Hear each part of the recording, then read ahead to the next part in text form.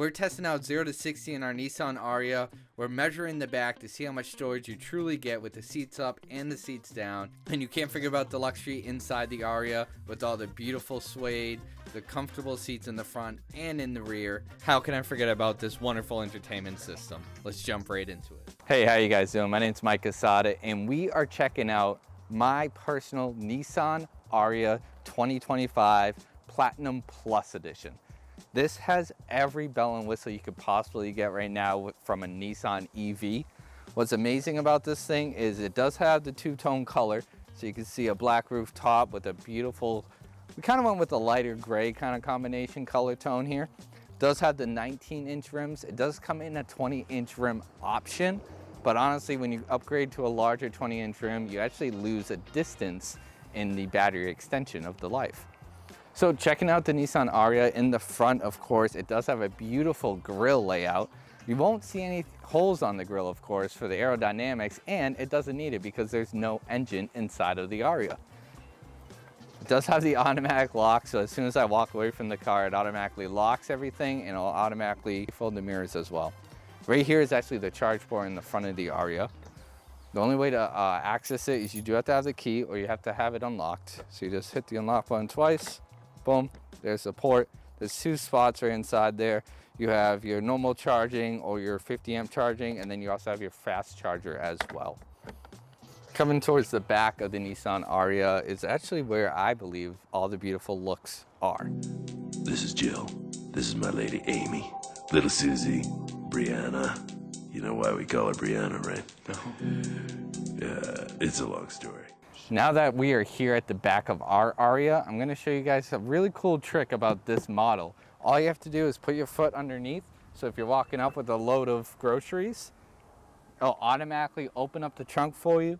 You load it in and then move your foot back underneath it again when you're ready to close it. While we're here in the back of the inside of the trunk, what I'm gonna do is grab a quick tape measure, because I feel like not that many people do this, but I'm actually going to measure side to side to see how wide it is, how deep it is as well, once the seats are folded down. Okay, look in the back of the trunk here. I got my tape measure out. Let's see. From here to here, just about 43 inches. What that is about 3.5 feet. Not the 4 feet that I wish it was, but then we're going to see from with the seats up to the inside of the door, on about another 3.5 feet. I'd say 3 feet, 4 inches, so about 40 inches right there. Then once we fold the seats down, if you have long arms like me, you can reach the handles, the release tabs. Now let's see how deep it is with the seats down, going all the way to the back to the driver's seat. Whew, just about 6 feet, I'd say. I'd say about 70 inches, 72 inches. Not bad. There's a lot of storage space in here. And then let's check the height as well.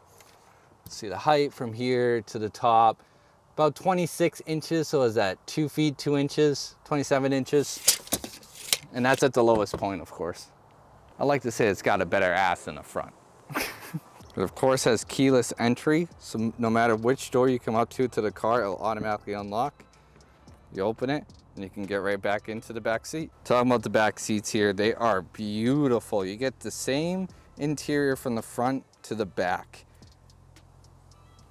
And of course in the back, you have the center console that comes down, folds out, 2 cup holders there. You also have a cup holder in the door there, and another cup holder right here as well. I'm gonna get in the back here just to show you how much room we actually have. The passenger seat is actually pretty far back too. I'm 6'1", plenty of headspace. I'd say about maybe 4 inches or so, which is plenty enough. Plenty of knee space. I'd say probably another 4 inches or so as well. It's pretty comfortable back here. And not just the comfortability back here. Let me show you something inside really quick. You have heated seats for the passengers in the back, left and right, and you have dual chargers as well. Don't forget ventilation back here. If you do think you might be claustrophobic sitting here in the back seat, well, don't worry about it, because if you look straight up, you have the giant panoramic sunroof. Once you open the driver's side door, you'll be welcomed to the beautiful suede on the door panel and wrapped around the whole entire car. Little accents of lights throughout the dash as well. Every entrance point has highlighted Ariya steps, and again has LED accents in the door panels here, as well as the foot area right near the pedals have accents as well. I'll have to be honest, after stepping foot inside of this car compared to a lot of other SUVs in this class with the EV technology and everything around the same price range, this blows its competition out of the water with interior luxury. I mean, this has this beautiful suede touch, has it on the door panel as well. It has this beautiful full touchscreen entertainment system. Here you have the electronic dash. Again, you just put your foot on the brake, you press the power button.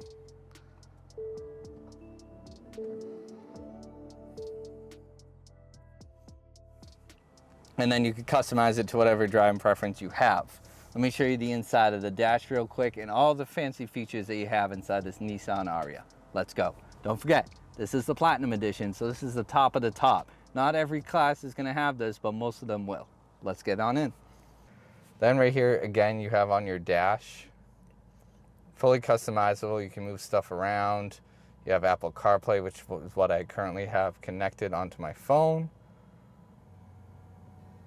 Access all your apps right on here as well. If you click back home, it'll bring it back to your home screen. Right down below, you have all your air controls. You can just press it like this. It's actually kind of funky to get used to that these buttons are touch sensitive to the point where they actually have a response. Like it feels like you're clicking a button even though there's no button there. It's really hard to explain that right now, but you'll understand if you ever test drive one of these. Again, here is the infotainment system right here in the middle. You connect your phone, you can do Apple CarPlay, you can do it just by the Bluetooth. You can connect it up where you hold down the button and it'll actually go right to Siri. What's the weather tomorrow? Expect partly cloudy skies tomorrow. Daytime temperatures will hover around. Perfect, just like that, pretty simple. You have your home button, again, that'll bring you back to your main screen. You have your navigation, which in a pinch, if you don't have good enough service in your area on your phone, you'll have the navigation for Nissan. I haven't used it just yet. I know it's great to use to see if there's a charging station nearby, but I haven't done it just yet. Let's see what else we have here. We have the music. What's nice is this is a lease for us, so if I click on this music button here, music, okay, there we go.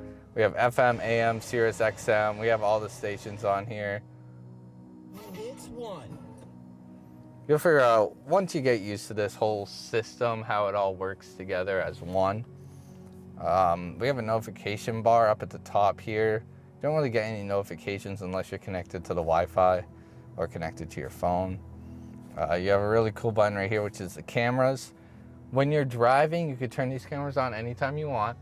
The only issue is you can't ever turn on the rear view camera unless you're in reverse. So this is the front view camera. This is kind of like your 360 kind of view out of it. If you press it again, you'll get your, what I like to call it, your curb rash cam. You can see right here, it kind of shows you right as soon as you get close to a curb. It's right on the right-hand side of your wheel. Press it again, it'll just only show the front. Press it a third time, it'll be gone. Then, of course, reverse camera, you just put your car in reverse. Just like that. So then you have your backup camera and then again the 360 view. And then to put it in park, you just press the P button again. Pretty simple. Let me show you the other infotainment system over here. Kind of scroll through all this stuff. There's a lot of information here. A lot of different things you can look at. Your charge time, that kind of information.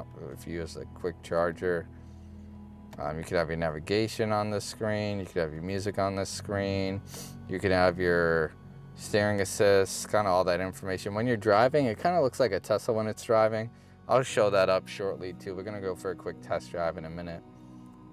Settings, and you go right back down to where you were at the beginning. And then you could scroll on here, so it'll show you your power source, and then again, how much percentage you have left in the battery and how many miles you have to go. Over here on the left, it's fully customizable, this part.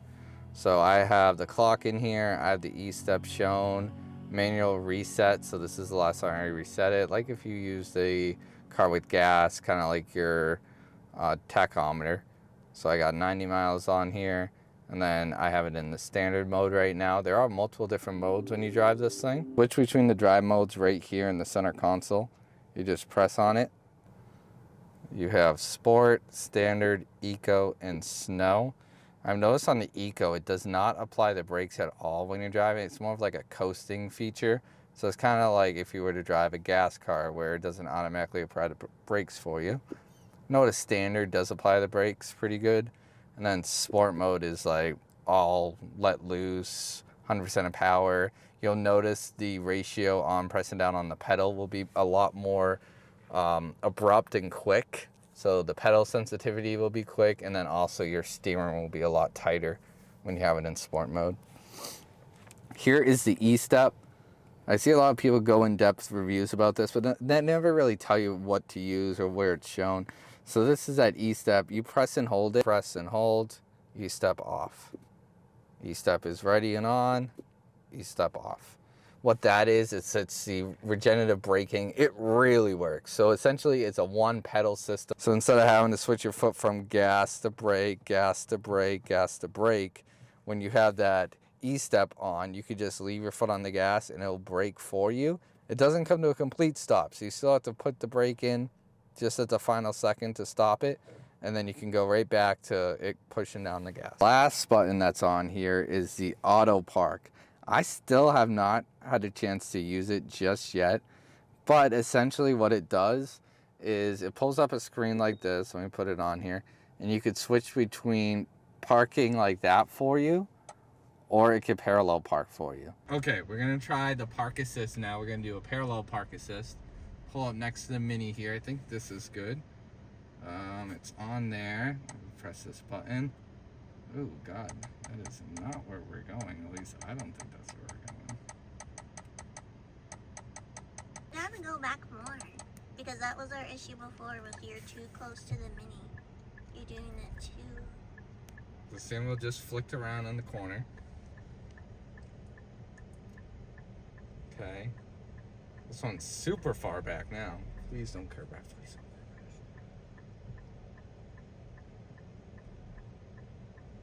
Yep, nope, you curve, bro. You can't not. How do you curve, bro? It's good. I don't think I'm gonna hit the curve if I do it like this, like you're saying. All right, here we go. Last time. Watch the steering wheel. You guys ready?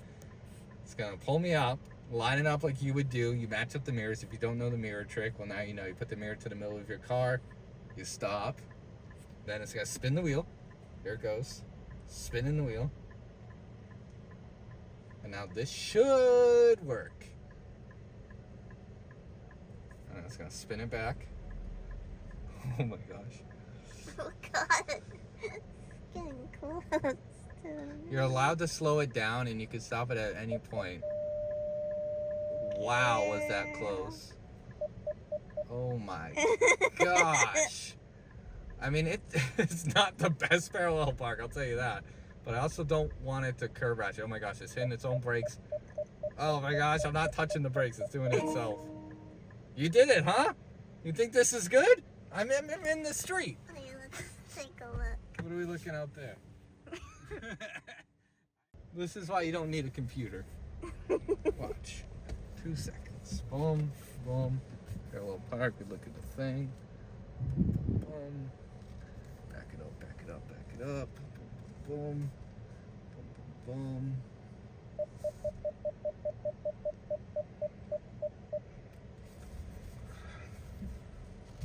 boom.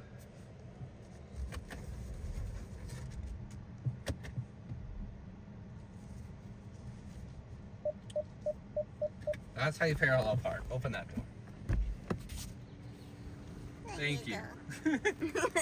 I'm not using that system. I'll tell you that right now. It's so crazy. The guy at the dealer said it was really good. I'm honestly surprised with the road noise quality, how I really can't hear anything outside of the car when I'm sitting inside of it. I even heard it has an active noise canceling device inside the Ariya itself, just like it does with the headphones that have noise cancellation as well. Insane, the features that they have inside this vehicle. All right, again, let's get on the road and let's stop talking and let's put the Ariya to the absolute test. Let's go. Woo! Here we go. We're in the standard mode right now. I have 2 cameras set up. I have the one that you guys are on right now, and then I have the GoPro actually.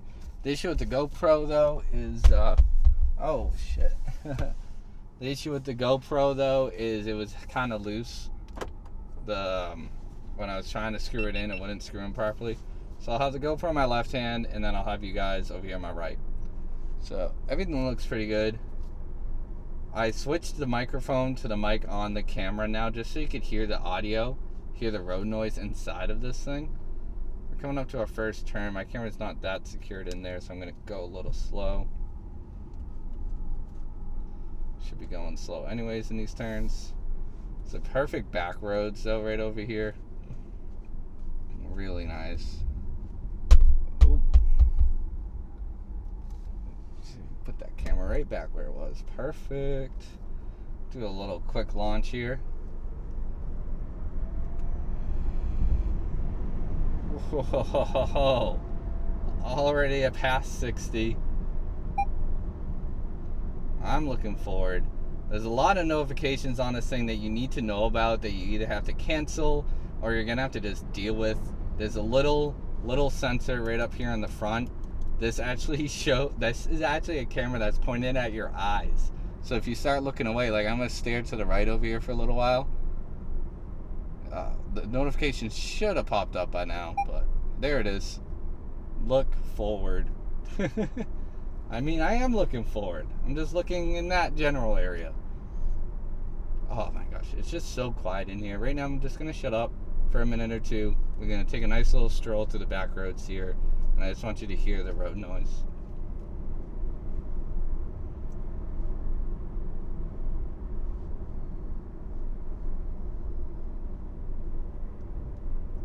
You really don't hear the engine whining or anything like that, like the battery. Some cars make that alien sounding noise when you get below 20. This one does not at all. We got a nice hill coming up here. Send it up a little bit. So this is 50 miles an hour right now, so you can still barely just hear the wind whizzing by. It is a fairly windy day today here in Oregon.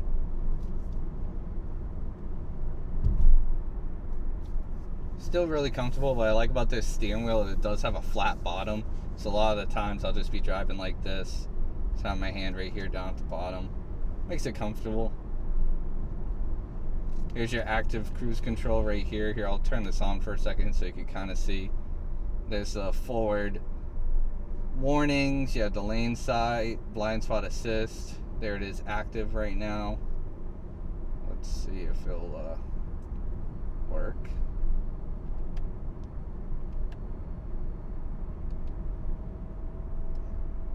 Might not, because I'm not going fast enough.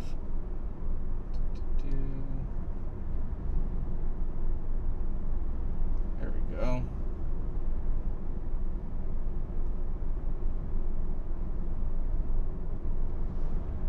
Right now, as adaptive cruise control is on. And there's a guy on this tractor.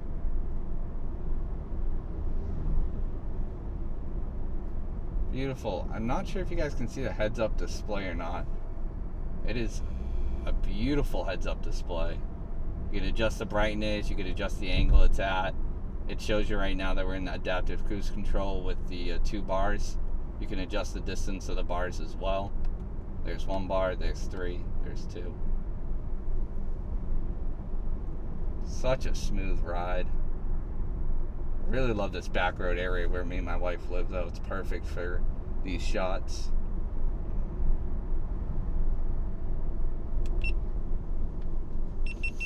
Okay, so I just turned off the active cruise control right now. I'm going to shut everything down for that. What we're going to do here is we might be able to get a launch test. It's pretty empty right now. I'm going to slow all the way down to 0. Put it in sport mode. Give you guys a 0 to 60. Ready? Do this quick. 3, 2, 1. Hold on. And we're at 60. Well, we're at 70 actually. And we're at 80. And that wasn't even foot all the way down. I didn't want the camera to fall over, but wow, that was quick.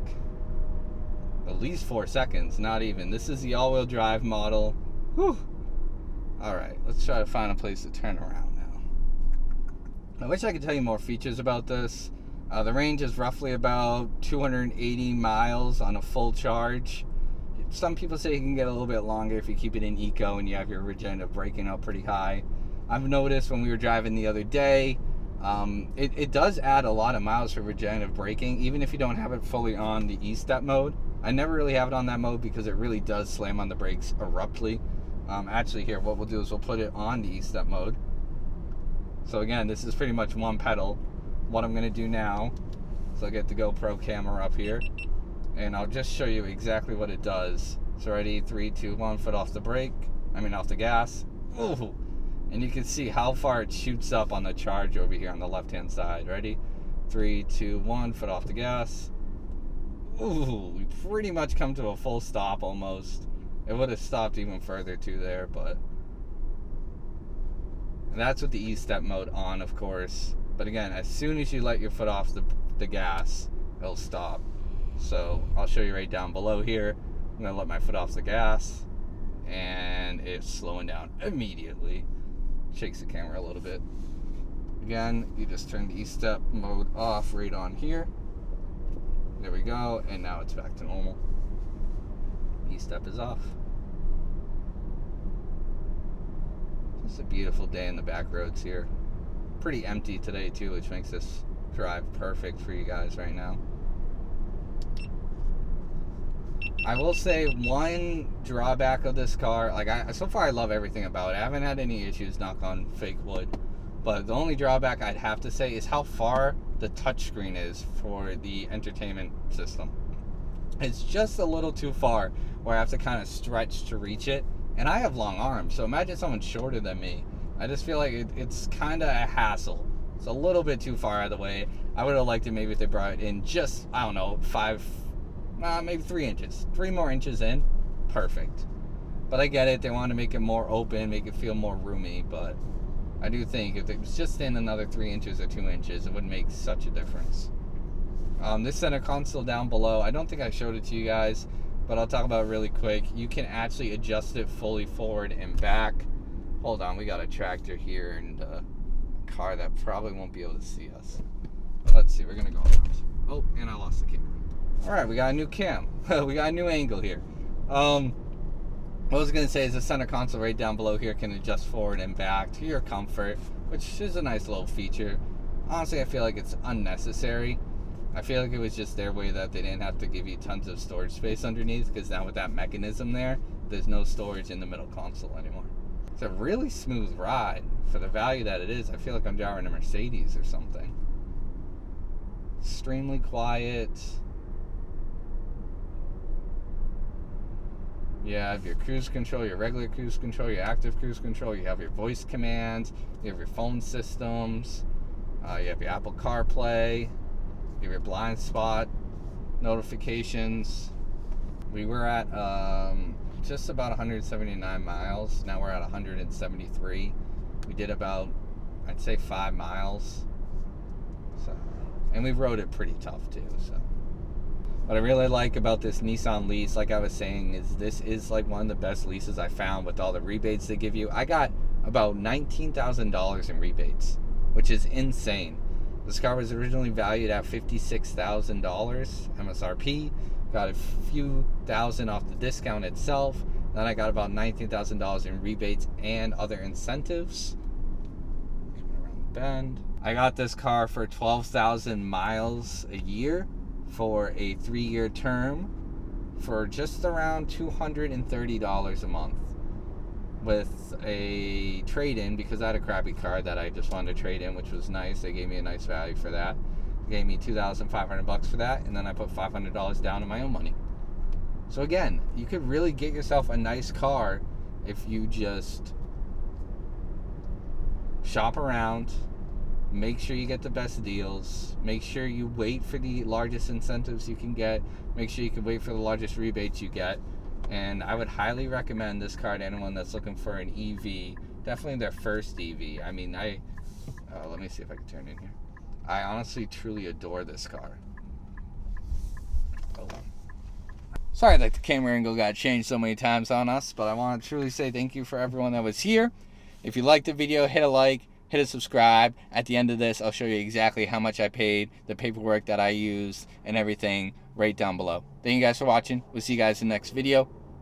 And, oh yeah, get yourself a Nissan Ariya. They're honestly sleek, fast, and they got Bose surround sound system. See you guys next time. Peace.